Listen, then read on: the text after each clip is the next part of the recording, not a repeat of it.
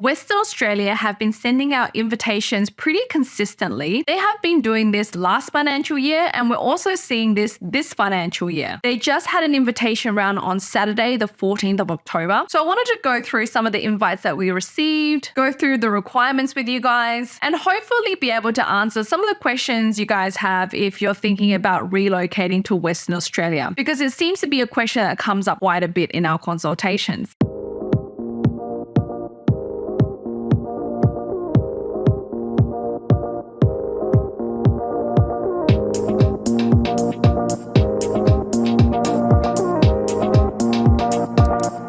For those of you who don't know me, my name is Tracy Chen and I'm an immigration lawyer based in Australia. I'm the principal lawyer at Mason Chen Law Group, and we have lawyers and agents based across Australia. So if you want to get in contact with myself or one of our fantastic lawyers or agents, our contact link is below. And also I have released mini courses for you guys as well to learn more about Australian immigration. The link is below. The website is courses.tracymigration.com.au. Western Australia is now inviting candidates for the 190 and 491 visa. But to be eligible, you must have a valid skills assessment in an eligible occupation on the Western Australia occupation list. So if you have a look at other states such as New South Wales and Victoria, they don't have their own occupation list. They follow the occupation list by the Department of Home Affairs, whereas Western Australia do have their own. And then to be eligible, you must be eligible for a points test. So you must have a valid skills assessment. You must be able to score at least 65 points, but that's including the state nomination points. So for 190, you get an extra 5 points. And for the 491, you get an extra 15 points from the state. So you can include those when you're calculating your points. And you must have at least competent English and be under the age of 45 when you receive your final invitation. The Western Australia occupation list is separated into different industries, you can say. And occupations on the construction industry, you don't need to have a job offer if you're applying for the 190 visa. All other occupations require a job offer